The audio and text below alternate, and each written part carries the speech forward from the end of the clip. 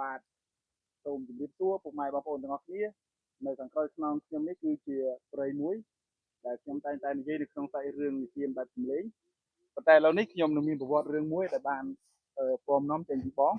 បាទជម្រាបសួរបងប្រុសបាទជំរាបសួរបាទជំរាបសួរបងប្អូនប្រុសហើយនឹងជំរាបសួរដល់ពុកម៉ែបងប្អូននិយាយលោកតាអំពូមីមៀដែលបានទស្សនាវីដេអូនេះទាំងអស់គ្នាផងបាទហើយអ្នកទាំងអស់គ្នាបាទរឿងរ៉ាវនេះគឺនិយាយអំពីពីប្រវត្តិព្រៃនេះដែលគាត់បានធ្វើស្រែនៅខាងមុខខ្ញុំនេះនេះស្រែដល់ពេលគាត់ធ្វើស្រែទៅគឺឃើញមានរឿងរ៉ាវចម្លែកមួយហើយព្រៃហ្នឹងគឺពីដើមមកគឺតែតែមានប្រវត្តិភូមិចាស់គេនៅហ្នឹងតែត្រូវបានគេរើរុះអញ្ចឹងលំអិតថាព្រៃហ្នឹងវាមានប្រវត្តិអីខ្លះបានជាគេមិនហ៊ាននៅទីហ្នឹងអញ្ចឹងជួបជាមួយបងទាំងអស់គ្នាតែម្ដងបាទសូមគោរពសួរបាទជំរាបសួរដល់សម្ដេចត្រង់ឯកឧត្តមបាទលោកយាយលោកតាអំពូមីមៀយុវជនវនារីទាំងអស់ថ្ងៃនេះខ្ញុំបាននឹងពំនាំកកការយករឿងរ៉ាវពីអតីតកាលតាំងពីដូនពីតាមកតែអ្វីដែលខ្ញុំបានដឹងបាទ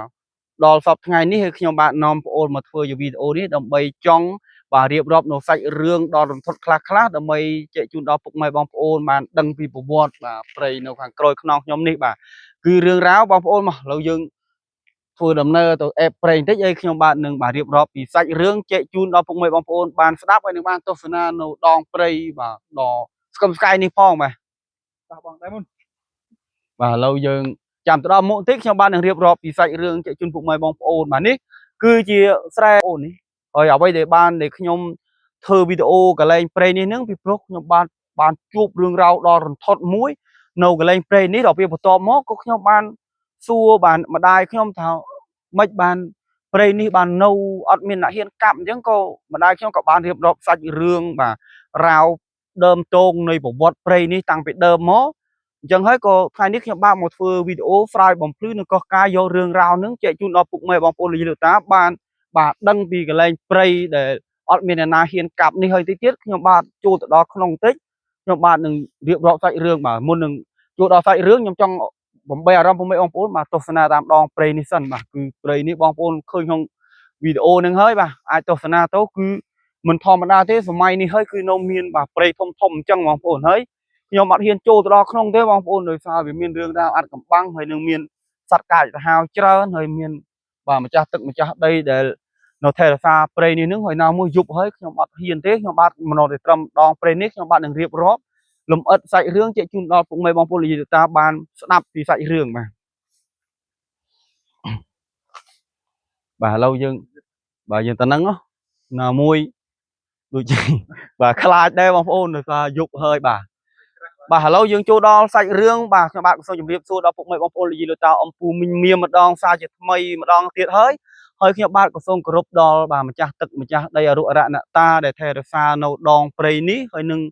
បាទមិនថារុអរណតាឬក៏ទេវតាដែលថែរក្សានៅបាទកន្លែងព្រៃនេះទេខ្ញុំបាទមកជាមួយប្អូននេះគឺអត់មានគោលបំណងអ្វីអាក្រក់ទេគ្រាន់តែថាមកពំនាំកោះកាយយករឿងរ៉ាវតាំងពីយូរយារមកហើយតរហូតដល់សពថ្ងៃនេះហើយក៏ខ្ញុំបាទក៏បានដឹងរឿងរ៉ាវខ្លះកាលដែលខ្ញុំមកធ្វើស្រែនៅនេះបាទបងប្អូនសាច់រឿងគឺអញ្ចេះបងប្អូនលោកខ្ញុំនិយាយពីដើមតងអត់មានអ្នកហ៊ានកាប់បាទព្រៃនឹងដោយសារអីបាទគឺតាមតែម្ដាយខ្ញុំដែលគាត់បាននិយាយប្រាប់ខ្ញុំមកគឺព្រៃនេះពីដើមមកគឺមានសត្វកាចសាហាវច្រើនណាស់បងប្អូនមានតាំងពីបាទនិយាយឲ្យត្រង់ទៅហើយសម្បត្តិសូមអធិស្ឋានផងគឺមានតាំងពីខ្លាមានតាំងពីដំរីមានតាំងពីអីហើយព្រៃនេះគឺស័ក្តិសិទ្ធិណាស់បងប្អូនសូម្បីតែមកធ្វើស្រែកន្លែងនេះតាំងពីចំនួនយាយខ្ញុំមកបើសិនជាយើងមកធ្វើស្រែហើយយើងហ៊ានខុសមាត់ខុសកបាទយប់ឡើងបាទដំរី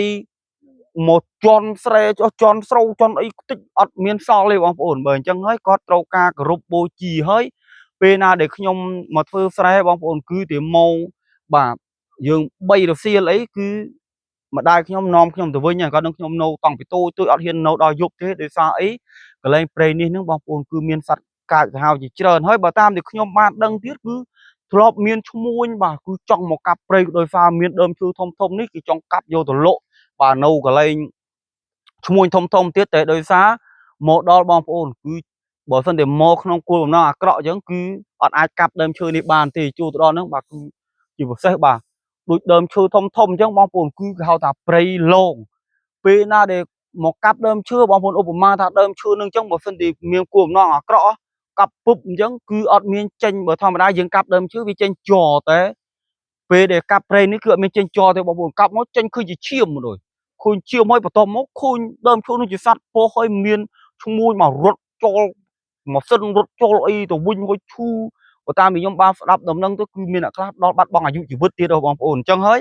បានជាព្រៃនេះនឹងគឺរាល់ថ្ងៃនេះគឺអត់អោយបាទអ្នកស្រុកអ្នកភូមិពីដូនពីតាមកគឺអត់អោយនរណាមួយកាប់ព្រៃនឹងបានទេបងប្អូនដោយសារមានរឿងរ៉ាវអាត់កំបាំងបាទតាំងពីដូនពីតាមកហើយដូចខ្ញុំបាននិយាយអញ្ចឹងដែលរន្ធត់បំផុតហ្នឹងគឺដើមឈើទេពេលដែលយើងយកក្បិតយកថោទៅកាប់បើមិនតែយើងមានបំណងថាយើងកាប់យកទៅលក់គឺកាប់ពុបចេញឈាមមកដូចបាទដូចជាអំប៉ុស្តិ៍ជាអីយ៉ាងទៅមកហើយបាទគឺគេហៅថាព្រៃឡងគឺតែបើមិនតែយើងចូលក្នុងបំណងល្អឧបមាថាយើងចង់ចូលទៅកោះតឡងយើងចង់ចូលទៅបូចផ្ដៅបូចលពាក់ដើម្បីយកមកវិញធ្វើជាខ្សែធ្វើទៅអីហ្នឹងគឺយើងមកដល់យើងសុំដល់ម្ចាស់ទឹកម្ចាស់ដីដែលថែរក្សានៅដងព្រៃនេះគឺកូនចៅមកគ្រាន់តែមានគោលបំណងល្អទេគ្រាន់តែសុំបូចវបូចអីបានយកទៅវិញធ្វើជាខ្សែចងគូចងក្បីគឺអត់អីទេបងប្អូនអាចចូលទៅបានតែបើមិនតែមកក្នុងបំណងអាក្រក់មិនអាចចូលដល់ព្រៃនោះបានទេបងប្អូនតែដោយសារខ្ញុំថ្ងៃនេះនឹងខ្ញុំមកយប់បើមិនតែខ្ញុំមកថ្ងៃណាមួយខ្ញុំនឹងបាទនាំប្អូនមករៀនពីថ្ងៃខ្ញុំបាទនឹងបាទចូលទៅដល់ក្នុងដើម្បីយើងផ្ដិតយករូបភាពផ្ដិតយកទេសភាពតាមដងព្រៃហ្នឹងហើយយើងចង់ដឹងតើក្នុងព្រៃហ្នឹងវាមានរឿងរ៉ាវបាទផ្លេចអ្វីខ្លះមានស្អីខ្លះមានដានអីខ្លះមានផ្លូវចាស់អីខ្លះបើដោយសារបងខ្ញុំបាទក៏សូមកាន់ថៃអធិស្ឋានវីដេអូនេះផងគឺយើងយប់យើងអត់អាចចូលទៅបានទេបាទគឺនេះដោយសារខ្ញុំមកពីអ្នកប្អូនដែរផងបើមិនតែឯងគាត់ហ៊ានទេបងប្អូនបាទគឺបងប្អូនប្រហែលជាបាទចាប់អារម្មណ៍នឹងដើមឈើនេះហើយថាសម័យនេះហើយនៅមានដើមឈើធំអត់មានគេហ៊ានគេកាប់អីគឺសាច់រឿងរ៉ាវគឺអញ្ចឹងបងប្អូនគឺដូចអ្វីដែលខ្ញុំបានរៀបរាប់ជែកជូនដល់ពុកម៉ែបងប្អូនបានទស្សនាបានស្ដាប់អញ្ចឹងបាទឥឡូវសាច់រឿងយើងគឺបាទយើងមិនទាន់ចប់ទេគ្រាន់តែថាខ្ញុំបាទនឹងបាទស្លេះបន្តិចហើយខ្ញុំបាទនាំអារម្មណ៍ពុកម៉ែបងប្អូនបំបីទៅទស្សនាតាមដងព្រៃនេះសិនកុំថាកលែងមានទីកលែងទៅនេះthìមិនដឹងចេះតែផអញ្ចឹងខ្ញុំបាទនឹងធ្វើវីដេអូចាក់ស្ដែងដើម្បីឲ្យពុកម៉ែបងប្អូនបានបាទទស្សនាឲ្យដឹងថាវីដេអូដែលខ្ញុំធ្វើនេះគឺមិនបានพูดខកុហកបាទលោកយាយលោកតាអ៊ំពូមីងបងប្អូនយុវជនវណ្ណរីទេគឺតើបងប្អូននេះមើលដើមឈើនេះសម័យនេះមិនធម្មតាណាបងប្អូនមានដើមឈើប៉ុណ្ណឹងនេះនោះហើយបាទហើយនៅក្នុងនោះទៀតបងប្អូនមិនដឹងជាបាទប៉ុណ្ណាទេសុទ្ធតែបាទ50 ម៉ែត្រ100 ម៉ែត្រទៅលើបងប្អូនមានដ្រូនវិញបោះមើលឡើងទៅលើទៀតបាទដោយសារបាទខ្ញុំបាទទើបនឹងចាប់ផ្ដើមធ្វើវីដេអូដែរទេអញ្ចឹងហើយសូមពុកម៉ែបងប្អូនជួយគាំទ្រនៅវីដេអូពួកខ្ញុំផងបាទពេលណាបាទជួយចែករំលែកឬក៏បងប្អូនចង់ឆ្ងល់ពីអីបងប្អូនអាចខមមិនសួរក្នុងវីដេអូនឹងក៏បានដែរបងប្អូនខ្ញុំបាទនឹងបាទស្រាយបំភ្លឺនឹងរៀបរាប់បាទអ្វីដែលបងប្អូនចង់ដឹងបងប្អូនឆ្ងល់ហ្នឹងគឺស្រាយបំភ្លឺឲ្យបានបាទច្បាស់បន្ថែមទៀតបងប្អូនមកគល់ស្អីទៅចង់ខ្លាចទេបងប្អូនពេលថ្ងៃចូលទៅក្នុងមើលដើមឈើធំ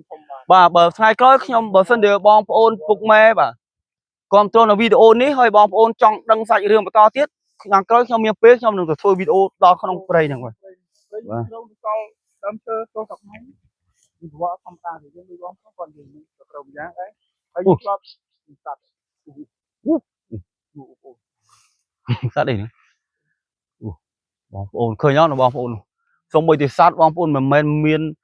បាទធម្មតាទេក្នុងនោះគឺមានសត្វបាទមានតាំងពីសត្វកែវសាហាវបាទបើអ្វីដែលខ្ញុំបានដឹងទៀតគឺម្ដាយខ្ញុំបាននិយាយថាក្នុងនោះគឺមានពោះធំណាស់បងប្អូនអើយបាទឮថាប្រពន្ធដើមធ្នោតមកគូនៅនឹងចាស់ដើមក៏ដំណើរតបាទមកគុំជើង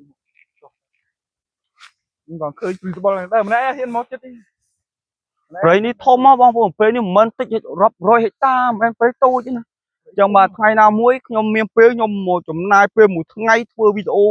បាទដើម្បីឲ្យពុកម៉ែបងប្អូនបានទស្សនាពីបាទដងព្រៃដ៏ធំនៅក្នុងព្រៃនឹងផងហើយនឹងបានស្ដាប់សាច់រឿងរ៉ាវបាទបន្តទៀតហើយរឿងរ៉ាវបងប្អូនមិនមែនមានតែប៉ុណ្្នឹងទេមានច្រើនតែនេះខ្ញុំរៀបសង្ខេបទេជប់ចាំថ្ងៃក្រោយខ្ញុំនឹងបាទនិយាយសាច់រឿងរ៉ាវដោយអត់កំបាំងមានកើតនិយាយចំទៅមិនមែនទេរឿងរ៉ាវមួយហ្នឹងឯងបងប្អូនអ្វីដែលខ្ញុំបានដឹងអ្នកខ្លះជួបនេះអ្នកខ្លះជួបនោះហើយខ្ញុំបាទបានមិនមែនថាខ្ញុំហ្នឹងក្មេងប៉ុណ្ណឹងមិនក៏ដឹងរឿងរ៉ាវច្រើនម្លេះគឺមិនមែនខ្ញុំដឹងបោះឯងទេគឺខ្ញុំបានទៅបាទកោះកាយយករឿងរ៉ាវហ្នឹងពីចាស់ហើយបន្ទាប់ពីខ្ញុំបាន để đáp để lưu ý được ta có ban điệp rập rạp nhom hơi nhom bà không là rom bọc nhom rồi chỉ mùi ô nữa cứ ọt cho đây bóng ô nào vậy để đáp con dễ được cái tha nỉ dây lùi cái nỉ dây mà rồi đó mình mơ bán khơi mà đó xong mát cô sầm ra chất chỉ mùi ô nó một phơ video hơi một thọt đất vô rút kiếp to lên nương đối đời xa giúp nhựa hiên chủ bóng ô hơi ban đã hiên chủ nương bờ bà mà đai nhom còn dây nương bà giúp lớn nương bóng ô nơi chúng ta bẩn nạ cọ bên chúng ta khơi tròn rừng vô côn vô đây đứng tàu hồi phát tiền phục vụ còn mình may là thôi thế phải được phụ ở ruộng đã ta và phụ ạ mà nu để kia nó theo sao nó cái lấy play đi nước bản giấy cứ qua cái nhà bằng phụ cái vì dương chu nó mô ẩm no cái đó cứ đang được khơi nhà bằng phụ chúng ta lưu không bình dung không bình ấy xong bây thì nặng mà thưa thế ta mới được nhom dây trong bằng phụ để mong bay buôn ở toàn đấy bà cứ tập cho hơi bằng phụ ở nâu thì bà lâu mấy ôn lâu dương